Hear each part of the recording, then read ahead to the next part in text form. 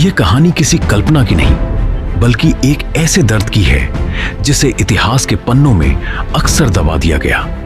Hindus इन हिंदू राष्ट्र, 8 class citizens and victims of state sanctioned apartheid, जिसे अनंत रंगनाथन ने लिखा, एक ऐसी सच्चाई को सामने लाने का प्रयास है जो बताती है कि जिस भूमि को कभी सनातन सभ्यता की आत्मा कहा जाता था, वहां के मूल निवासियों हिंदुओं की स्थिति समय के साथ कैसे बदल गई।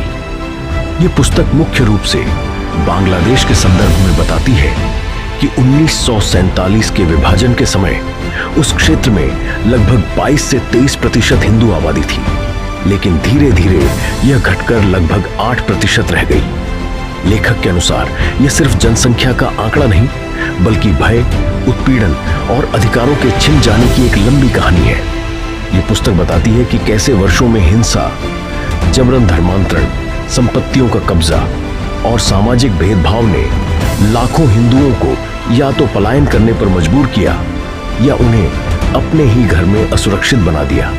लेखक एनिमी प्रॉपर्टी एक्ट और बाद में वेस्टेड प्रॉपर्टी एक्ट जैसे कानूनों का उल्लेख करते हैं, जिनके माध्यम से हजारों हिंदू परिवारों की जमीन और संपत्ति उनसे छीन ली गई।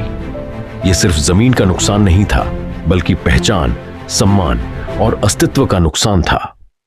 लेखक यह भी बताते हैं कि कैसे समय के साथ हिंदुओं की राजनीतिक आवाज कमजोर होती गई, उनका प्रतिनिधित्व कम होता गया और वे धीरे धीरे दूसरे दर्जे के नागरिक से भी नीचे, लगभग अदृश्य नागरिक बनते चले गए। मंदिरों का टूटना, महिलाओं पर अत्याचार और न्याय का अभाव, ये सब घटनाएं लेखक के अनुसार एक ऐसे माहौल को दर्शाती हैं जहां डर ही जीवन का हिस्सा बन गया।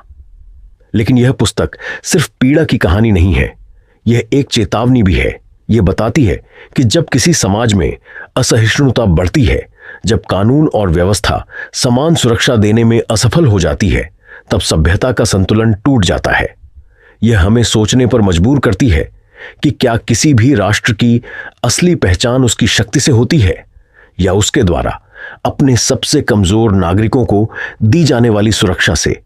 यह कहानी हमें यह समझने का अवसर देती है कि इतिहास केवल अतीत नहीं होता, वह वर्तमान को आकार देता है और भविष्य को चेतावनी देता है।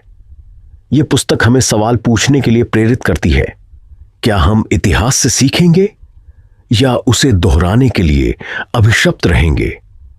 क्योंकि जब किसी समाज की आवाज दबा दी जाती है, तो वह सिर्फ एक समुदाय की हार नहीं होती, बल्कि पूरी मानवता की हार होती है।